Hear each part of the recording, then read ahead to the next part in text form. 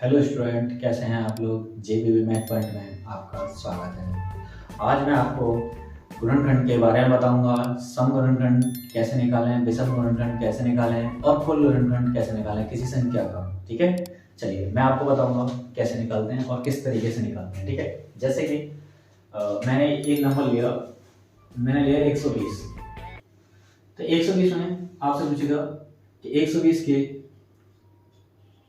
कितने, ठीक है, कितने गुणनखंड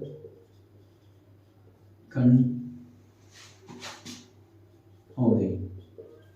यानी कि आपसे पूछेगा 120 के कितने गुणनखंड होंगे। ठीक है, फिर इसमें एक और क्वेश्चन पूछ लेगा, कुल गुणनखंड। ठीक है, आपसे पूछेगा कुल गुणनखंड कितने होंगे, आपसे पूछेगा सम गुणनखंड कितने होंगे,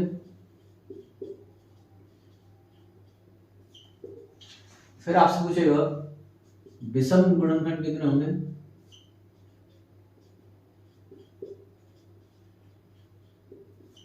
ठीक है।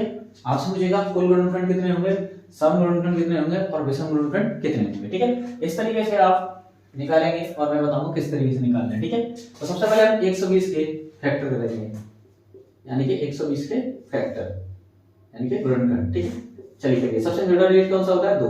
2 से डिवाइड कीजिए, 2 6 12, 0 2 3 6 30, फिर देंगे 2 से, फिर 2 1 2 और 2 10, कितना आ गया 15। फिर देंगे 3 से, कितना हो जाएगा, तो ये हो जाएगा 5 15। अब देंगे 5 से, कितनी हो जाएगा एक बार। अब इसी चीज को हम एक बार और लिख लेंगे। एक बार एक कैसे लिखेंगे, एक बार हम ये लिखेंगे, बस इस चीज को ऐसे लिखेंगे, 120 इक्वल टू, यानी कि 2 की रीडिंग कितनी बनती है हमारे पास 3 बार, यानी कि 2 की पावर 3। फिर लिखेंगे 3 की पावर कितना 1, यानी कि 3 की पावर 1। फिर लिखेंगे 5 कितनी बार है, एक बार, यानी कि 5 की पावर 1। सही है, ये इसके गुणनखंड हो गए 120 के। सही है, इसके बाद हमें क्या करना है वो मैं आपको बता रहा हूं। इसके बाद क्या करना है, ठीक है। सबसे पहले हमने क्या किया, एक बार रिपीट करता हूं। सबसे पहले हमने 120 के फैक्टर किए, यानी कि गुणनखंड किए। पहले सबसे छोटी संख्या से बात किया, फिर जितनी बार जा रहा उतनी बार करेंगे, यानी कि 2 से। 2 के बाद नहीं जा रहा 2 से, तो कितने से करेंगे 3 से। 3 से गया, 3 के बाद फिर कितना बचा हमारे पास 5, और 5 से कुछ देंगे 5 से। ठीक है, जब तक एक नहीं आ रहा तब तक करते रहते हैं। ठीक है, तो 120 के हमने फैक्टर करे, वो कितनी बार गया, 2 की बार 3 बार गया, 3 की पावर 1 बार गया और 5 की पावर 1 बार गया। ठीक है, इस तरीके से। और सबसे पहले इसमें क्या पूछेगा, आपसे पूछेगा कुल गुणनखंड कितने होंगे, फिर पूछेगा सम गुणनखंड कितने होंगे, फिर पूछेगा विषम गुणनखंड कितने होंगे। ठीक है, तो अब जैसे कुल गुणनखंड, तो कुल गुणनखंड में क्या करेंगे कि इनकी पावर के साथ इसमें इसकी 2 की पावर कितना 3, 1 की पावर कितना 1 और 5 की पावर 1 कितना 1। तो यानी कि 2 की पावर 3 में 1 ऐड कर दीजिए, 3 में 1 ऐड करेंगे तो कितना हो जाएगा 4। ठीक है, 2 की पावर 3 में 1 ऐड करना है, कितना हो जाएगा 4।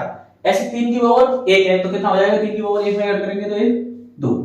ठीक है, ऐसी 5 की पावर 1 है, इसमें 1 ऐड करेंगे तो कितना हो जाएगा 2। ठीक है, इस तरीके से क्या करेंगे, आप हमेशा कुल गुणनखंड की बात करेगा तो घात में 1 ऐड करते आते हैं। ठीक है, यानी कि 3 में 1 हो जाएगा 4, 1 में 1 जोड़ेंगे तो 2 और फिर 1 में 1 जोड़ेंगे तो 2।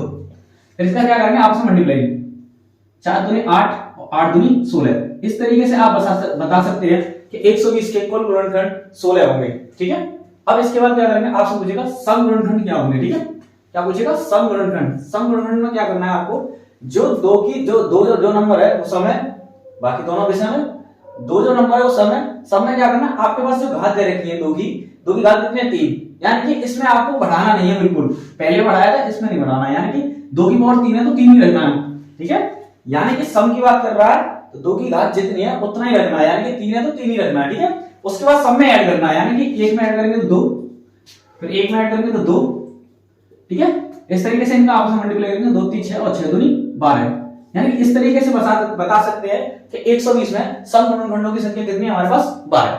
ठीक है, अब क्या कह रहा है, अब कह रहा है हमसे विषम गुणनखंडों के बारे में। ठीक है, इसके बारे में विषम गुणनखंडों के बारे में। ठीक है, देखिए 120 गुणनखंड, अब विषम गुणनखंड की बात कर रहे हैं तो इसमें समवार्य को नहीं लेते हैं, समवार्य को कर दीजिए कैंसिल। ठीक है, हमारे पास जितने होते हैं विषम वाले की बात करें तो विषम ही लेंगे, यानी कि 3 की पावर कितना 1, तो 1 में ऐड करेंगे तो कितना आ जाएगा 2। फिर 5 की पावर कितना 1, इसमें भी 1 ऐड करेंगे तो कितना आ जाएगा 2। यानी कि इस तरीके से बता सकते हैं 2 दूनी 4। तो आप इस तरीके से बता सकते हैं कि 120 में विषम गुणनखंडों की संख्या होगी वो कितनी होगी 4। ठीक है, कितनी होगी 4। देखिए मैं दोबारा से रिपीट कर रहा हूं, इसमें पूछा क्वेश्चन में 120 के कितने गुणनखंड होंगे। एक बार दूसरा क्वेश्चन पूछेगा कुल गुणनखंड कितने होंगे, सम गुणनखंड कितने होंगे और विषम गुणनखंड कितने होंगे। ठीक है, इस तरीके से आप क्या करेंगे, सबसे पहले 120 के फैक्टर करेंगे, छोटी संख्या से देंगे, 2 से दिया, 2 से दिया, फिर 2 से दिया, और 2 से नहीं आ रहा 3 से देंगे, 3 से नहीं आ रहा तो फिर 5 से देंगे। ठीक है, जब तक देंगे जब तक 1 नहीं आया था। ठीक है, फिर क्या करेंगे 120 के बराबर लिखेंगे, 2 की पावर 3, 2 की पावर 3 बार गया, 3 की पावर 1 बार गया, 5 की पावर 1 बार गया। आपसे पूछेगा कुल गुणनखंड की संख्या। ठीक है, तो कुल गुणनखंड की संख्या पूछेगा, तो 2 की पावर 3 है, 3 में 1 ऐड करके चलेंगे, 3 की पावर 1 में 1 ऐड करके चलेंगे तो 2 हो जाएगा, और 5 की पावर 1 में 1 ऐड करेंगे तो 9 हो जाएगा 2। तो आपसे पूछेगा कुल गुणनखंड, तो क्या करेंगे 4 दूनी 8 और 8 दूनी 16 और 16, यानी कि इस तरीके से आप बता सकते हैं कि 120 में कुल गुणनखंड की संख्या कितनी है, 120। ठीक है, अब दूसरे की बात करेंगे, दूसरे में पूछा सम गुणनखंड कितने होंगे। तो सम गुणनखंड में आपको क्या करना है कि सम वाले में जितनी घात में इसमें ऐड एक भी नहीं करना है, यानी कि जितनी घात है उतना ही लिखना है, यानी कि 3 फिर गुणा 2 लिखेंगे। क्यों, क्योंकि घात सम वाले में 2 जितना है उतना ही लिखेंगे, बाकी सब में 1 बढ़ा दिया, 3 की पावर 1 है, 1 बढ़ा देंगे तो कितना आ जाएगा 2, और 5 की पावर 1 है, इसमें बढ़ा देंगे 1, तो यानी कि बढ़िया 1 है दोनों में। क्या करेंगे 2 3 दूनी 6 और 6 दूनी 12। इस तरीके से बता सकते हैं कि 120 में सम गुणनखंड की संख्या कितनी होगी, 12। अब क्या, अब पूछेगा आपसे विषम गुणनखंड की संख्या। तो विषम गुणनखंड में क्या करना है कि सम वाला तो बिल्कुल लेना नहीं है, सम वाले को कैंसिल कर दीजिए, बाकी बात विषम जो है ना उसे लेंगे, यानी 3 की पावर 1 और 5 की पावर 1, यानी कि इसमें 1 1 ऐड कर दीजिए, तो 1 इसमें ऐड करेंगे और 1 इसमें ऐड करेंगे, कितना हो जाएगा 2 और 2 हो जाएगा, यानी कि 2 का मल्टीपल 2 के साथ करेंगे तो कितना हो जाएगा 4।